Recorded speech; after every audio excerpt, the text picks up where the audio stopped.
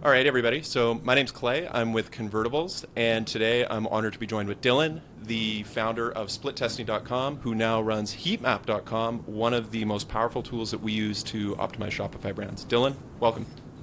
Pleasure. So Dylan, could you just give a really quick background about how you got started in CRO and what you're doing with Heatmap.com?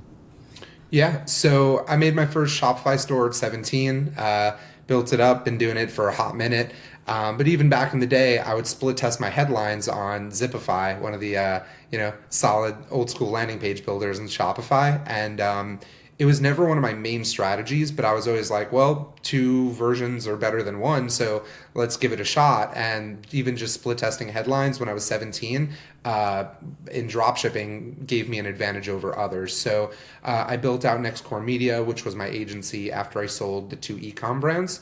And we had several services, got the advice that you need to be a master of one and not have quite a few services. So I was doing this whole split testing as a service thing and just formally split testing for brands. I think it was, we were probably one of the first. I didn't really know of anyone who was doing it at the time. So eventually grew splittesting.com to have True Classic, Hexclad, and Gordon Ramsay, Claire's, a lot of really incredible companies. So I've been optimizing websites and doing nothing much other than that for close to 10 years now. So after doing that, the reason of building Heatmap is I've used heat maps before, but they just show clicks. And one of our mottos here is that clicks don't pay the bills, revenue does. So when Convertibles, your awesome, hopefully new agency, comes along and wants to optimize your website, it's great to know where people are clicking, but what is actually leading to revenue, right? So Yeah. I built this because there's no tool in the world that shows you what on your website is driving revenue. So it shows you where people are, every other tool, but for us, we show you what elements on your website are actually making you money and which ones are not. Yeah, we love it. For us at Convertibles, we work exclusively with e-commerce brands and Shopify brands, and all of the heat mapping options like Clarity, Hotjar, they just fall short of what e-commerce brands need. So yeah, we're huge advocates of heatmap.com. It's one of our favorite tools that we use. So one of the things I wanted to do, Dylan, was just show 3 demos of the product of how we've been using it with some brands. I don't think you've seen these, so it'll be exciting to get your input on these. And then Cool. after each of them, if I missed any of the like really powerful heat map features, I'd love if you could just share some of the info on those with us as well. Absolutely. Awesome. So the first one, this happened actually a couple weeks ago. We had a brand come to us that were looking for conversion rate optimization help, and they said, we've been running Hotjar, we've been running these surveys. Can you take a look? And we said, yeah, sure, we'll take a look. And we go into their Hotjar account, and we're taking a look at their product page, and we can see, for example, they have an FAQ component with accordions, and it's like, okay, sure, we can see maybe people aren't clicking shipping and returns. That's redundant. We can kill it. People are clicking these other elements, but it's not really giving us any information on how we could optimize that. And we were able to show this particular brand another example from another brand that we worked with where we were able to use heatmap.com to get a richer level of insight that shows revenue data. I'll just show you really quick. So we were looking at the exact same component, an FAQ accordion on a product page. And for this brand, okay, we can see what's getting clicked. But with Heatmap, we're actually able to see the revenue per session, which allows us to compare these similar elements and see which ones are generating the highest motivation buyer, which ones are the most important for users, website visitors to see to make a buy decision. And in this case, you can see that this one element, the now a THC, has a 66 cents revenue per session, whereas the average one in here has 22 cents revenue per session. So people are 3 times more likely to buy when they read this now a THC component. So what does that tell us? We were able to take that information and say, okay, people are really interested in the THC component, and we put some of that information into the product description. We put it into sort of meta cards in the main image carousel, and we were able to get a 15% boost to revenue per visitor, and that was primarily through subscription revenue on this product, which was awesome. So we showed that case study to this brand, and they switched to heatmap.com the following week, and we've been collecting data now for them that allows us to see how much revenue people are actually, which elements are actually driving revenue, which is so awesome. Amazing. I don't have any feedback. You knocked it out of the park. It's, the Yeah. main difference is, right, if you were just seeing clicks here with no revenue, um, you don't know which ones are leading to sales. There's the age old, if something's clickable and no one's clicking it, you can delete it. But other than that, what does a click map really tell you? Yeah.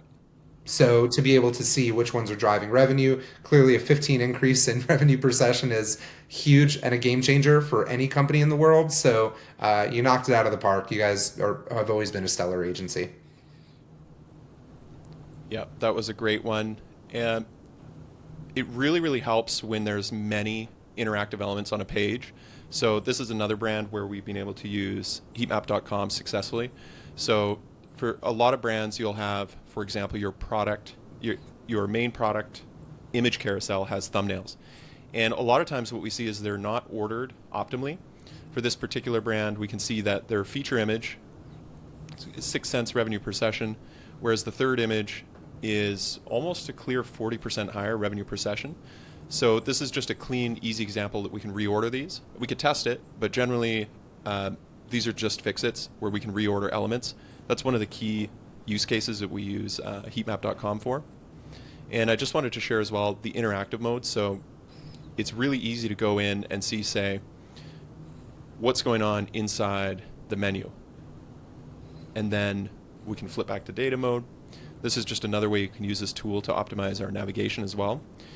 Both the sort order, how are we ordering elements? Are we putting the highest revenue generating elements up at the top?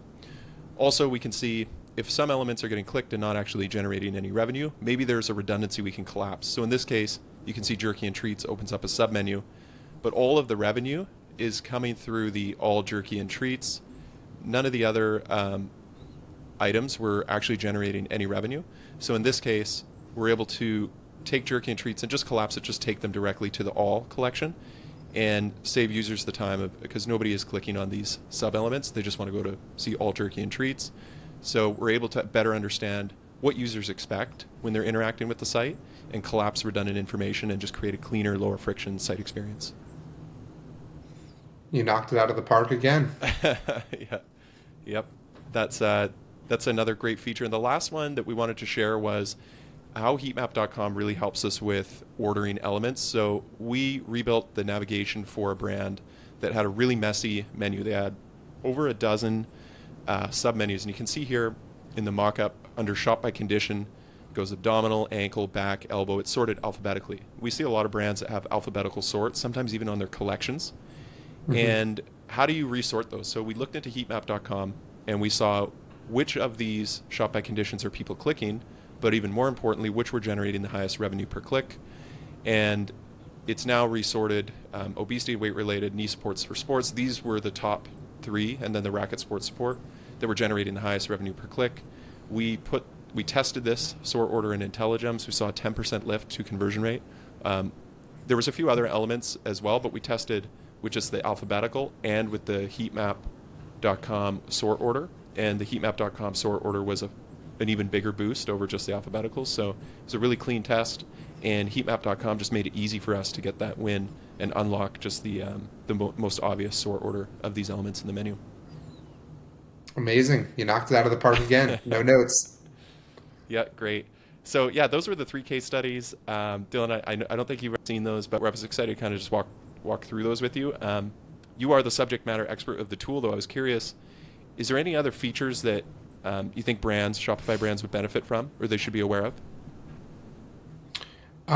So yeah, there's one major. So the 3 things that, you always go for, navigation is huge because nearly everyone uses it unless you send it to a lander that has no nav. But everyone who lands on the core website, almost all use the nav. We have a stat where 80% of customers do go and use navigation, which is a wild stat that we found. That even surprised me. So going to navigation, tremendous. Anything above the fold, necessary.